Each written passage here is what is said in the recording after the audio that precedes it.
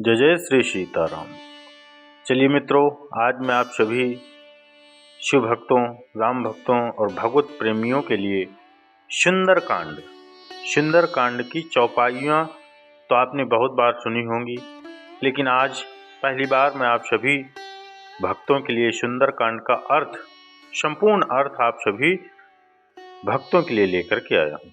तो चलिए मित्रों, माताओं, बहनों, श्री हनुमान जी महाराज का ये पावन चरित्र सुंदरकांड के माध्यम से आप सभी भगवत प्रेमी अवश्य श्रवण करेंगे, क्योंकि इसमें हनुमान जी महाराज का ही प्रादुर्भाव, हनुमान जी महाराज की ही बड़ाई की गई है। ये सुंदरकांड, संपूर्ण सुंदरकांड हनुमान जी के विषय में ही बताता है। उनका विस्तृत, उनकी जानकारी विस्तृत, उनके गुण के विषय में सुंदरकांड का ही उनका एक दर्शाता है मित्रों। तो चलिए मित्रों, ज़्यादा समय ना आप सभी शिव भक्तों का, वैसे भी वीडियो बड़ा बनने वाला है क्योंकि सुंदरकांड का पूरा ले पाना, लेकिन फिर भी मैं आप सभी शिव भक्तों के लिए सार सुंदरकांड का जल्दी से जल्दी पूरा करने का प्रयास करूंगा। तो चलिए मित्रों, बड़े बड़े गजराजों से भरे हुए महेंद्र पर्वत के समतल प्रदेश में खड़े हुए हनुमान जी वहां जलाशय में स्थित हुए विशाल काय हाथी के समान जान पड़ते थे। सूर्य, इंद्र, पवन, ब्रह्म आदि देवों को प्रणाम कर हनुमान जी ने समुद्र लांघने का दृढ़ निश्चय किया और अपने शरीर को असीमित रूप से बढ़ा लिया। उस समय वे अग्नि के समान जान पड़ते थे। उन्होंने अपने साथी वानरों से कहा, हे मित्रों, जैसे श्री रामचंद्र जी का छोड़ा हुआ बाण वायु वेग से चलता है, वैसी ही तीव्र गति से मैं लंका में जाऊंगा और वहां पहुंचकर सीता जी की खोज करूंगा। यदि वहां भी उनका पता न चला तो रावण को बांधकर रामचंद्र जी के चरणों में लाकर पटक दूंगा। आप विश्वास रखें कि मैं सर्वथा कृतकृत्य होकर ही सीता के साथ लौटूंगा, अन्यथा रावण सहित लंका पुरी को ही उखाड़ कर लाऊंगा। इतना कहकर हनुमान आकाश में उछले और अत्यंत तीव्र गति से लंका की ओर चल पड़े। उनके उड़ते ही, उनके झटके से शाल आदि अनेक वृक्ष पृथ्वी से उखड़ गए और वे भी उनके साथ उड़ने लगे। फिर थोड़ी दूर तक उड़ने के पश्चात वे वृक्ष एक एक करके समुद्र में गिरने लगे। वृक्षों से पृथक होकर सागर में गिरने वाले नाना प्रकार के पुष्प ऐसे प्रतीत हो रहे थे मानो शरद ऋतु के नक्षत्र जल की लहरों के साथ अटखेलियां कर रहे हैं। तीव्र गति से उड़ते हुए महाकपि पवनसुत ऐसे प्रतीत हो रहे थे जैसे कि वे महासागर एवं अनंत आकाश का आचमन करते हुए उड़े जा रहे हैं। तेज से जाज्वल्यमान उनके नेत्र हिमालय पर्वत पर लगे हुए दो दावानलों का भ्रम उत्पन्न करते थे। कुछ दर्शकों को ऐसा लग रहा था कि आकाश में मानो तेजस्वी सूर्य और चंद्र दोनों एक साथ जलनिधि को प्रकाशित कर रहे हैं। उनका लाल कटि प्रदेश पर्वत के वक्षस्थल पर किसी गेरू के खान का भ्रम पैदा कर रहा था। हनुमान के बगल से जो तेज आंधी भारी स्वर करती हुई निकली थी, वह घनघोर वर्षा काल की मेघों की गर्जना से प्रतीत होती थी। आकाश में उड़ते हुए उनके अनेक विशाल शरीर का प्रतिबिंब समुद्र पर पड़ता था तो वह उनकी लहरों के साथ मिलकर ऐसा भ्रम उत्पन्न करता था जैसे सागर के वृक्ष पर कोई नौका तैरती चली आ रही हो। इस प्रकार हनुमान निरंतर आकाश मार्ग से लंका की ओर बढ़े जा रहे थे। हनुमान के अद्भुत बल और पराक्रम की परीक्षा करने के लिए देवता, गंधर्व, सिद्ध और महर्षियों ने नागमाता सुरसा के पास जाकर कहा, हे नागमाता, तुम जाकर वायुपुत्र हनुमान जी की यात्रा में विघ्न डालकर उनकी परीक्षा लो कि वे लंका में जाकर रामचंद्र जी का कार्य सफलता पूर्वक कर पाएंगे या नहीं। ऋषियों के मर्म को समझकर सुरसा विशाल काय राक्षसनी का रूप धारण करके समुद्र के मध्य में जाकर के खड़ी हो गई और उसने अपने रूप को अत्यंत विकृत बना लिया। हनुमान को अपने सन्मुख पाकर वह बोली, आज मैं तुम्हें अपना आहार बनाकर अपनी क्षुधा को शांत करूंगी। मैं चाहती हूं तुम स्वयं मेरे मुख में प्रवेश करो ताकि मुझे तुम्हें खाने के लिए अत्यंत ही महत्वपूर्ण विषय लगे और प्रयत्न भी न मुझे करना पड़े। सुरसा के शब्दों को सुनकर के हनुमान जी बोले, तुम्हारी इच्छा अवश्य पूरी कर होगी, मैं करने में मुझे कोई आपत्ति नहीं, परंतु इस समय मैं अयोध्या के राजकुमार श्री रामचंद्र जी का कार्य से जा रहा हूँ। उनकी पत्नी को रावण चुराकर लंका ले गया है। मैं उनकी खोज करने के लिए जा रहा हूँ। तुम भी राम के राज्य में रहती हो, इसलिए इस कार्य में मेरी सहायता अवश्य करो, तुम्हारा कर्तव्य है। लंका से मैं जब अपना कार्य सिद्ध करके लौटूंगा तब मैं अवश्य तुम्हारे मुख में प्रवेश करूंगा, यह मैं तुम्हें वचन देता हूँ।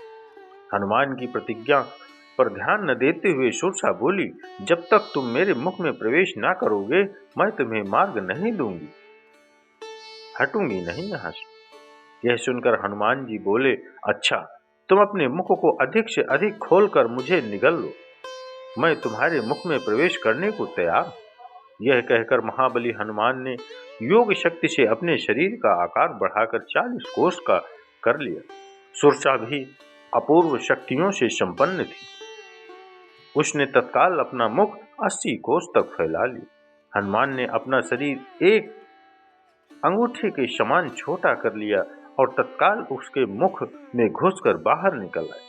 फिर बोले, अच्छा सुरसा, तुम्हारी इच्छा पूरी हुई, अब मैं जाता हूँ, प्रणाम। इतना कहकर हनुमान आकाश में उड़ गए। पौंसुर थोड़ी ही दूर गए थे कि सिंहिका नामक राक्षसनी की उन पर दृष्टि पड़ी। वह हनुमान को खाने के लिए लालायित हो उठी। वह छाया ग्रहण विद्या में पारंगत थी। जिस प्रकार प्राणी की छाया पकड़ लेती थी, वह उसके बंधन में बंधा चला आता था। जब उसने हनुमान की छाया को पकड़ लिया तो हनुमान की गति अवरुद्ध हो गई। उन्होंने आश्चर्य से सिंहिका की ओर देख वे समझ गए सुग्रीव ने जिस अद्भुत माया ग्राही प्राणी की बात कही थी, संभवतः ये वही है। यह सोचकर उन्होंने योग बल से अपने शरीर का विस्तार मेघ के समान अत्यंत विशाल कर दिया। सिंहिका ने भी अपना मुख तत्काल आकाश से पाताल तक फैला लिया और गरजती हुई उनकी ओर दौड़ी। यह देखकर हनुमान अत्यंत लघु रूप धारण करके उसके मुख में जा गिरे और अपने तीक्ष्ण नाखूनों से उसके मर्म स्थल को फाड़ डाला। इसके पश्चात बड़ी फुर्ती से बाहर निकलकर आकाश की ओर उड़ चले। राक्षसनी छत बिछत होकर समुद्र में गिर पड़ी और मर गई। 400 योजन अलघनीय समुद्र को लांघकर, जो अलघनीय था, जो कभी लांघा नहीं जा सकता था, उस समुद्र को लांघकर महाबली हनुमान जी त्रिकुट नामक पर्वत के शिखर पर स्वस्थ भाव से खड़े हो गए। कपिश्रेष्ठ ने वहां सरल चीड़, कनेर, खिले हुए खजूर, प्रियाल, चिरौंजी, मुचलिंद, जंबीरी नींबू, कुटज, केतक, केवड़े, सुगंध पूर्वक त्रियंगु, पिप्पली, नीप, कदम्ब या अशोक, चितवन, असन, कोबिदार तथा खिले हुए करवीर भी देखे। फूलों के भार से लदे हुए तथा मुकुलित अधखिले बहुत से वृक्ष भी उन्हें दृष्टिगोचर हुए, जिनकी डालियां झूम रही थीं और जिन पर नाना प्रकार के पक्षी करलव कर रहे थे। हनुमान जी धीरे धीरे अद्भुत शोभा से संपन्न रावण पालित लंकापुरी के पास पहुंचे। उन्होंने देखा लंका के चारों ओर कमलों से सुशोभित जल पूरित खाई खुदी हुई है। वह महापुरी सोने की 4 दीवारी से घिरी हुई है।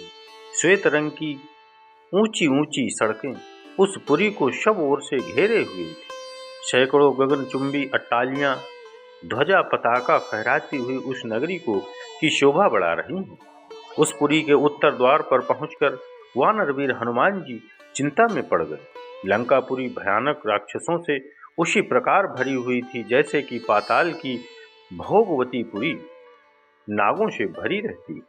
हाथों में शूल और पट्टिस लिए बड़ी बड़ी दाढ़ों वाले बहुत से सूरवीर घोर राक्षस लंकापुरी की रक्षा कर रहे थे। नगर की इस भारी सुरक्षा, उनके चारों ओर समुद्र की खाई और रावण जैसे भयंकर शत्रु को देखकर हनुमान जी विचार करने लगे कि यदि वानर वहां तक आ जाएं तो भी वे व्यर्थ ही सिद्ध होंगे, क्योंकि युद्ध द्वारा देवता भी लंका पर विजय नहीं पा सकते।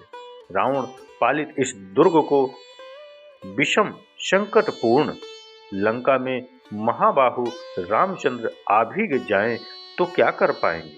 राक्षसों पर साम दाम और भेद की नीति का प्रयोग असंभव दृष्टिगत हो रहा है। यहाँ केवल 4 वेगशाली वानरों अर्थात बालीपुत्र अंगद, नील, मेरी और बुद्धिमान राजा सुग्रीव की ही पहुंच हो सकती है। अच्छा, पहले यह तो पता लगाऊं कि विदेह कुमारी सीता जी जीवित भी हैं या नहीं। जनक किशोरी का दर्शन करने के पश्चात ही मैं इस विषय में कोई विचार करूंगा। उन्होंने सोचा कि मैं इस रूप से राक्षसों की इस नगरी में प्रवेश नहीं कर सकता, क्योंकि बहुत से क्रूर और बलवान राक्षस इसकी रक्षा कर रहे हैं। जानकी की खोज करते समय मुझे स्वयं को इन महातेजस्वी, महापराक्रमी और बलवान राक्षसों से गुप्त रखना होगा। अतः मुझे रात्रि के समय ही नगर में प्रवेश करना चाहिए और सीता जी का अन्वेषण का यह समयोचित कार्य करने के लिए ऐसे रूप का आश्रय लेना चाहिए जो आंख से देखा न जा सके, मात्र कार्य से ही यह अनुभव हो कि कोई आया था। देवताओं और असुरों के लिए भी दुर्जय लंकापुरी को देखकर हनुमान जी बारंबार लंबी सांस खींचते हुए विचार करने लगे कि किस उपाय से काम लूं जिसमें दुरात्मा राक्षस राज रावण की दृष्टि से ओझल रहकर मैं मिथिलेश नंदिनी जनक किशोरी माता सीता का दर्शन प्राप्त कर सकूं। अविवेक पूर्ण कार्य करने वाले दूत के कारण बनाए काम भी बिगड़ जाते। यदि राक्षसों ने मुझे देख लिया तो रावण का अनर्थ चाहने वाले श्री राम का यह कार्य सफल न हो सकेगा। अतः अपने कार्य की सिद्धि के लिए रात में अपने इसी रूप में छोटा सा शरीर धारण करके लंका में प्रवेश करूंगा और घरों में घुसकर जानकी जी की खोज करूंगा। ऐसा निश्चय करके वीर बानर हनुमान सूर्यास्त की प्रतीक्षा करने लगे। सूर्यास्त हो जाने पर रात के समय उन्होंने अपने शरीर को छोटा बना लिया और उछलकर उस रमणीय लंकापुरी में प्रवेश कर गए। इस प्रकार से सुग्रीव का हित करने वाले कपिराज हनुमान जी ने लंकापुरी में प्रवेश कर मानो शत्रुओं के सिर पर अपना बायां पैर रख दिया। वे राजमार्ग का आश्रय ले उस रमणीय लंकापुरी की ओर चले। वहां पर स्वर्ण निर्मित विशाल भवनों में दीपक जगमगा रहे थे। कहीं नृत्य हो रहा था और कहीं शराब पी कर मस्त हुए राक्षस अनर्गल प्रलाप कर रहे थे। हनुमान जी ने देखा कि बहुत से राक्षस मंत्रों का जाप करते हुए स्वाध्याय में तत्पर थे। कोई जटा बढ़ाए तो कोई मूंड मुड़ाए। रावण के अनेक गुप्तचर भी उन्हें दृष्टिगत हुए। हनुमान जी ने नगर में के सब भवनों का तथा एकांत स्थानों को छान डाला, परंतु कहीं सीता दिखाई नहीं। अंत में उन्होंने सब ओर से निराश हो गए वो कर रावण के उस राजप्रसाद में प्रवेश किया जिसमें लंका के मंत्री, सचिव एवं प्रमुख सभासद निवास करते थे। उन सब का भली भांति निरीक्षण करने के पश्चात वे रावण के अत्यंत प्रिय प्रस्थला की ओर चले। वहां की सीढ़ियां रत्न जड़ित थी, स्वर्ण निर्मित वातायन दीपों के प्रकाश से जगमगा रही थी। स्थान स्थान पर हाथी दांत का काम किया हुआ था। छतें और स्तंभ मणियों तथा रत्नों से जड़े हुए थे। इंद्र के भवन से भी अधिक सुसज्जित इस भव्य शाला को देखकर हनुमान चकित रह गए। उन्होंने एक ओर स्फटिक के सुंदर पलंग पर रावण को हुए मदिरा के मद में पड़े देखा, जो कि अनगिनत सुंदरियों से घिरे हुए था। उसके नेत्र अर्ध निमीलित हो रहे थे। अनेक रमणियों के वस्त्राभूषण अस्त व्यस्त हो रहे थे और वे सुरा के प्रभाव से अछूती भी नहीं थी। वहां भी सीता को न पाकर पवनसुत बाहर निकल आए। फिर हनुमान जी ने रावण के अन्य निकट संबंधियों के निवास स्थलों में सीता जी की खोज की, किंतु वहां भी उन्हें असफलता ही मिली। तत्पश्चात हनुमान ने रावण की पटरानी मंदोदरी के भवन में प्रवेश किया। अपने शयनागार में मंदोदरी एक स्फटिक से श्वेत पलंग पर सो रही थीं। उनके शैया के चारों ओर रंग बिरंगी सुवासित पुष्पमालाएं झूल रही थीं। उनके अद्भुत रूप, लावण्य, सौंदर्य एवं यौवन को देखकर हनुमान के मन में विचार आया। संभवतः यही जानकी नंदिनी, जनक नंदिनी सीता हो सकती हैं। परंतु उसी क्षण उनके मन में एक और विचार उठा कि ये सीता नहीं हो सकती, क्योंकि रामचंद्र जी के वियोग में पतिव्रता सीता न तो सो सकती हैं और न इस प्रकार आभूषण आदि पहनकर श्रृंगार ही कर सकती हैं। अतएव यह स्त्री अनुपम लावण्यमयी होते हुए भी सीता कदापि नहीं है। यह सोचकर वे उदास हो गए और मंदोदरी के कक्ष से बाहर निकल गए। अकस्मात वे सोचने लगे कि आज मैंने पराई स्त्रियों को अस्त व्यस्त वेश में सोते हुए देखकर भारी पाप किया है। वे इस पर पश्चाताप करने लगे। फिर यह विचार कर उन्होंने अपने मन को शांति दी कि उन्हें देखकर मेरे मन में कोई विकार उत्पन्न नहीं हुआ, इसलिए यह पाप नहीं है। फिर जिस उद्देश्य के लिए मुझे भेजा गया है उसकी पूर्ति के लिए मुझे अनिवार्य रूप से स्त्रियों का अवलोकन करना पड़ेगा। इसके बिना मैं अपना कार्य कैसे पूरा कर सकूंगा। फिर वे सोचने लगे, मुझे सीता जी कहीं नहीं मिली, रावण ने उन्हें मार तो नहीं डाला। यदि ऐसा है तो मेरा सारा परिश्रम व्यर्थ गया। नहीं, मुझे यह नहीं सोचना चाहिए। जब तक मैं लंका का कोना कोना न छान मारूं, तब तक मुझे निराश नहीं होना चाहिए। यह सोचकर अब उन्होंने ऐसे ऐसे स्थानों की खोज आरंभ की जहां तनिक भी असावधानी उन्हें यमलोक तक पहुंचा सकती। उन स्थानों में उन्होंने रावण द्वारा हरी गई अनुपम सुंदर नाग कन्याओं एवं किन्नरियों को भी देखा, परंतु सीता कहीं नहीं मिली। सब ओर से निराश होकर उन्होंने सोचा, मैं बिना सीता जी का समाचार लिए लौटकर किसी को मुख नहीं दिखा सकता, इसलिए यहीं रहकर उनकी खोज करता रहूंगा अथवा अपने प्राण दे दूंगा। यह सोचकर भी उन्होंने सीता को खोजने का कार्य बंद नहीं किया। हनुमान जी सीता की खोज में अपने निश्चय पर अडिग हो गए। उन्होंने प्रण कर लिया कि जब तक मैं यशस्विनी श्री राम पत्नी सीता जी का दर्शन न कर लूंगा, तब तक इस लंकापुरी में बारंबार उनकी खोज करता ही रहूंगा। इधर यह अशोक वाटिका दृष्टिगत हो रही है, जिसके भीतर अनेक विशाल वृक्ष हैं। इस वाटिका में मैंने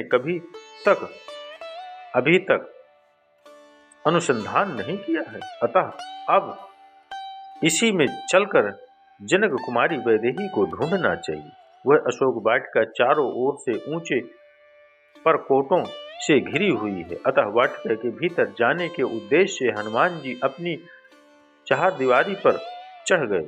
चारदीवारी पर बैठे हुए उन्होंने देखा कि वहां शाल, अशोक, निम्ब और चंपा के वृक्ष भली भांति खिले हुए, बहुबार नाग केसर और बंदर के मुख की भांति लाल फल देने वाले आम भी पुष्प मंजरियों से सुशोभित हो रहे थे। अमराइयों से युक्त वे सभी वृक्ष शत शत लताओं से आवेशिष्ट हो रहे थे। हनुमान जी प्रत्यंचा के छूटे हुए बाण के समान उछले और उन वृक्षों की वाटिका में जा पहुंचे।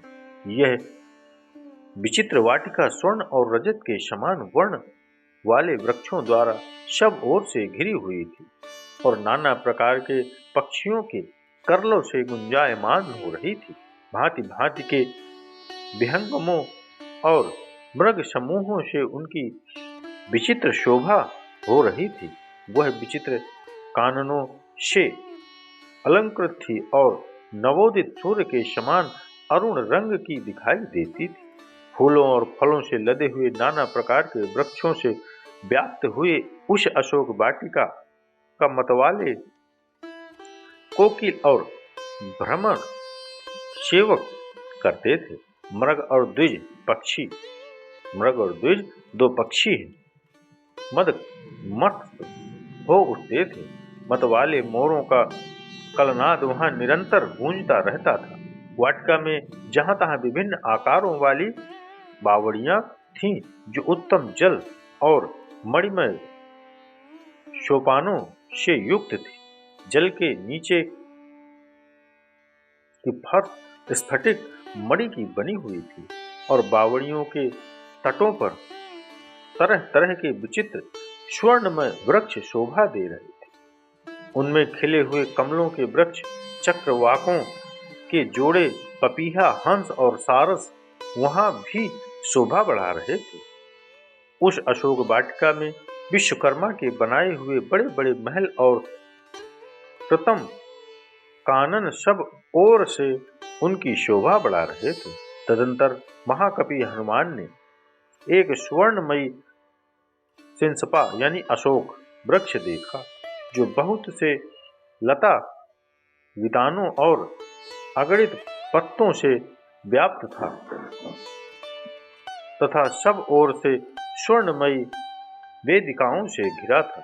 महान वेगशाली हनुमान जी उस अशोक वृक्ष पर यह सोचकर चढ़ गए कि मैं यहीं से श्री रामचंद्र जी का दर्शन के लिए उत्सुक हुए विदेह नंदिनी सीता को देखूंगा, जो दुख से आतुर हो इच्छा अनुसार इधर उधर आती होंगी। यह प्रातः काल की संध्योपासना का समय है और संध्याकालीन उपासना के लिए वैदेही अवश्य ही यहाँ पर पधारेंगी। ऐसा सोचते हुए महात्मा हनुमान जी नरेंद्र पत्नी सीता के शुभागमन की प्रतीक्षा में तत्पर हो उस अशोक वृक्ष पर छिपे रहकर उस संपूर्ण वन पर दृष्टिपात करते रहे। उस अशोक वाटिका में वानर शिरोमणि हनुमान जी ने थोड़ी ही दूर पर एक गोलाकार ऊंचा 1000 खंभों वाला गोलाकार प्रसाद देखा, जो कैलाश पर्वत के समान श्वेत वर्ण का था। उनमें मूंगे की सीढ़ियां बनी थीं तथा तपाए हुए सोने की वेदियां बनाई गई थीं। उनकी दृष्टि वहां एक सुंदरी स्त्री पर पड़ी, जो मलिन वस्त्र धारण किए राक्षसियों से घिरी हुई बैठी थी। अलंकार शून्य होने के कारण वह कमलों से रहित पुण्य पुष्प ऋणी के समान श्रीहीन दिखाई देती थी। वह शोक से पीड़ित, दुख से संतप्त और सर्वथा क्षीण काय हो रही थी। उपवास से दुर्बल हुई उस दुखिया नारी के मुख पर आंसुओं की धारा बह रही थी। वह अशोक और चिंता के मग्न हो दीन दशा में पड़ी हुई थी एवं निरंतर दुख में ही डूबी रहती थी। काली नागिन के समान कटी से नीचे तक लटकी हुई एकमात्र काली वेणी द्वारा उपलक्षित होने वाली एक नारी बादलों के हट जाने पर नीली वन श्रेणी से घिरी हुई पृथ्वी के समान प्रतीत होती थी। हनुमान जी ने अनुमान किया कि हो न हो यही सीता जी हैं। इन्हीं के वियोग में दशरथ नंदन श्री राम व्याकुल हो रहे हैं। यह तपस्विनी ही उनके हृदय में अक्षुण्ण रूप से निवास करती है। इन्हीं सीता को पुनः प्राप्त करने के लिए रामचंद्र जी ने बाली का वध करके सुग्रीव को उनका खोया हुआ राज्य दिलाया है। इन्हीं की खोज पाने के लिए मैंने विशाल सागर को पार करके लंका के भवन अट्टालियों की खाक छानी है। इस अद्भुत सुंदरी को प्राप्त करने के लिए रघुनाथ जी सागर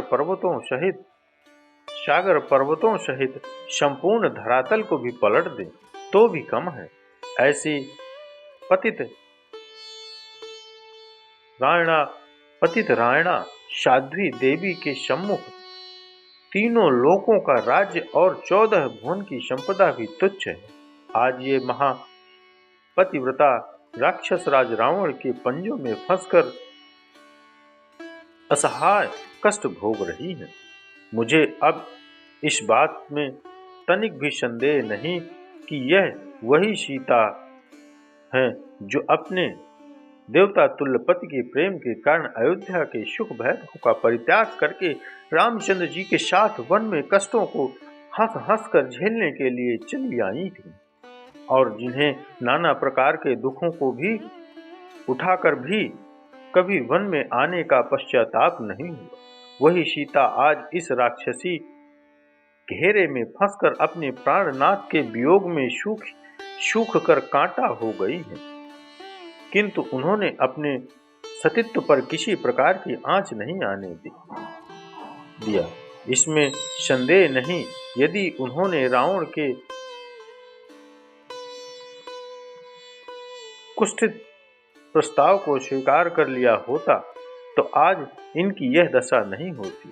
राम के प्रति इनके मन में कितना अटल स्नेह है, यह इसी बात से सिद्ध होता है कि ये ना तो अशोक वाटिका की सुरम्य शोभा को निहार रही हैं और ना इन्हें घेर कर बैठी हुई निशाचरियों को उनकी एकटक दृष्टि पृथ्वी में राम की छवि को निहार रही।